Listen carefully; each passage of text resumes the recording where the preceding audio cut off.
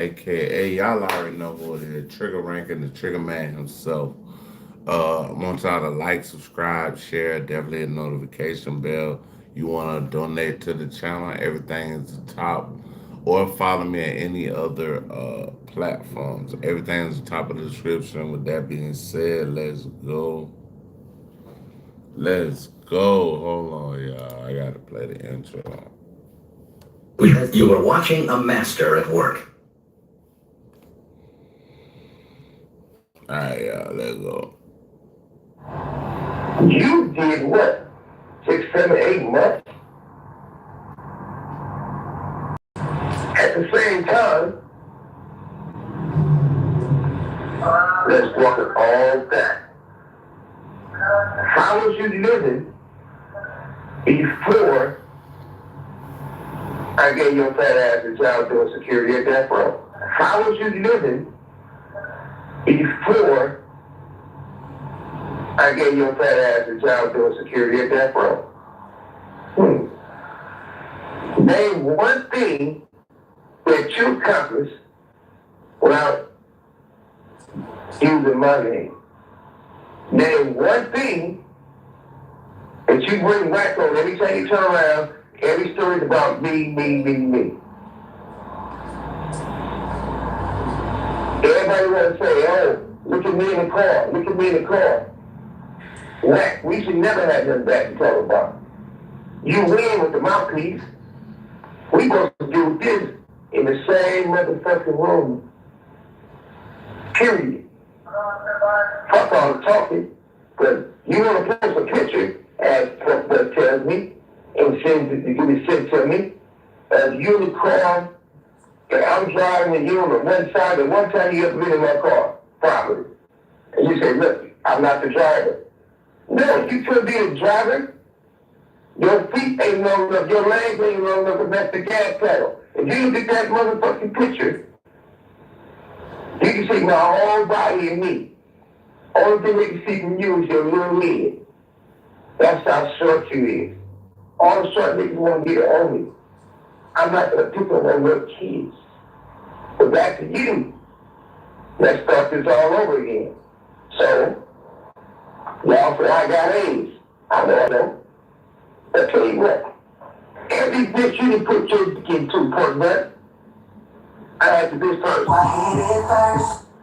So, you sound stupid as fuck. But we know you don't got AIDS. Your ass is too fat. But tell you what, you should be getting free diapers. Instead of getting free diapers, you still paying for them. Let that woman go. She shouldn't have to be changing your fucking diapers. Why are we called Northern Tool and Equipment and not Northern Tool and Tomfoolery? Unlike the big box stores, you get the heavy-duty stuff you want without the lightweight stuff you don't. Northern Tool and Equipment. Get serious. Detective Raven, this is the Mercy Capital Court, powered by artificial intelligence. You're charged with the murder of your wife. Didn't hurt her. Prove it. Experience the ride that is Mercy. You have access to every camera and database. Your guilt must fall below 92% or you will be executed. Find the clues. Show me everyone she had contact with. And solve the mystery. Have footage from traffic cameras in that area. Find out who that is. In IMAX. Rick, what are you guys into? We're gonna go old school. Mercy. Rated PG-13. Only in theaters. January 23rd. You never had a fight. Okay, one motherfucker could tell me in my neighborhood anywhere else they beat up me. What's up? What's up?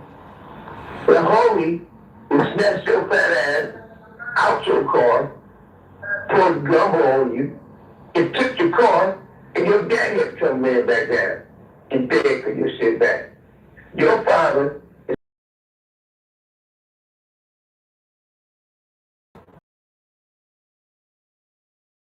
Get the butter. and all this health buddies.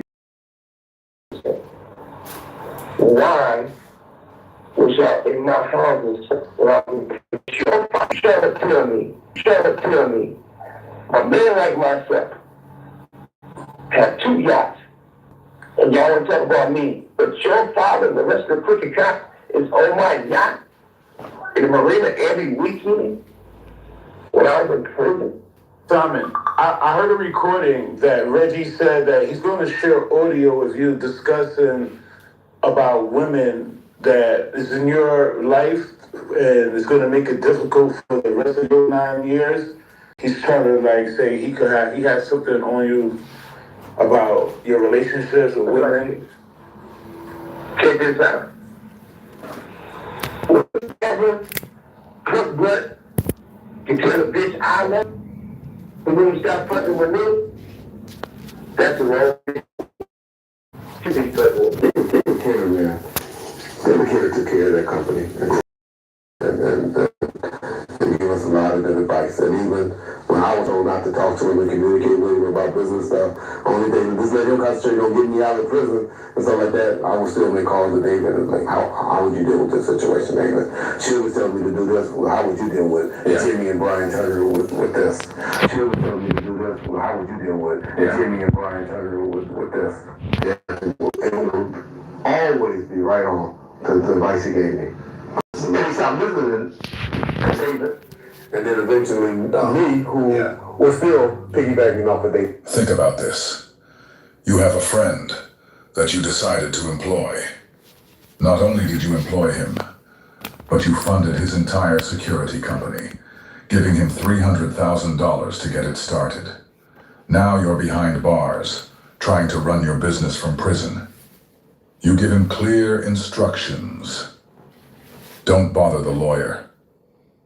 Let him focus on getting me out.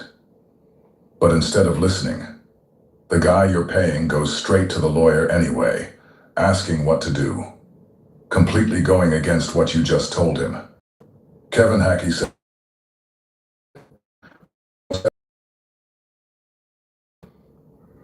but Reggie's not going down quietly.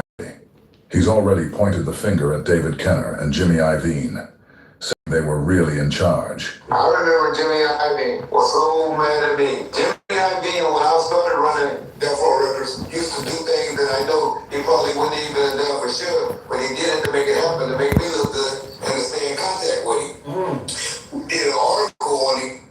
This is your fix. I'm your host, Stassi Schroeder. Welcome to Tell Me Lies, the official podcast. What's the most unhinged thing of season 3? First we did something where we put his house on this tape that we do called Death Row Uncut. Yeah.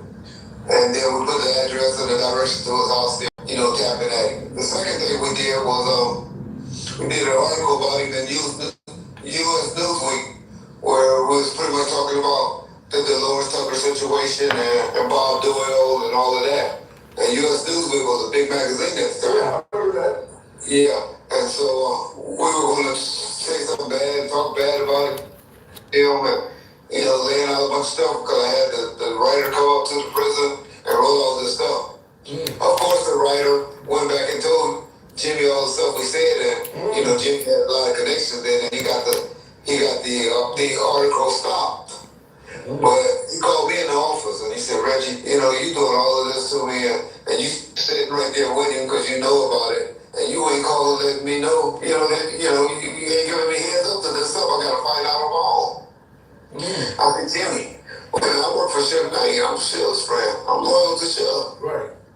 And he goes, Reggie, you gonna learn one day who got the real power around here and who doesn't. I always think about that every time I think about Jimmy Iovine. So as the walls close in, Reggie's making one thing clear. If he's going down, he's taking the real masterminds with him. Why is it that no one still can explain why people tell somebody they can't carry a gun? People tell somebody they can't carry a gun. People tell somebody they can't carry a gun. Why would I be paying $350 a day if they can't carry guns? Now you, I guess, instruct everybody not to carry guns. Inside of the club. Inside the club 662. But even though it's your club, I mean, Shook's club. Yeah, you can carry, and I know what you're getting at, you can carry guns on your private property as long as you're We just had, I don't believe in everybody should have guns inside clubs. I just think it's bad for security reasons, because you have 20 guys in there with guns, and you got maybe 2,000 to 3,000 people inside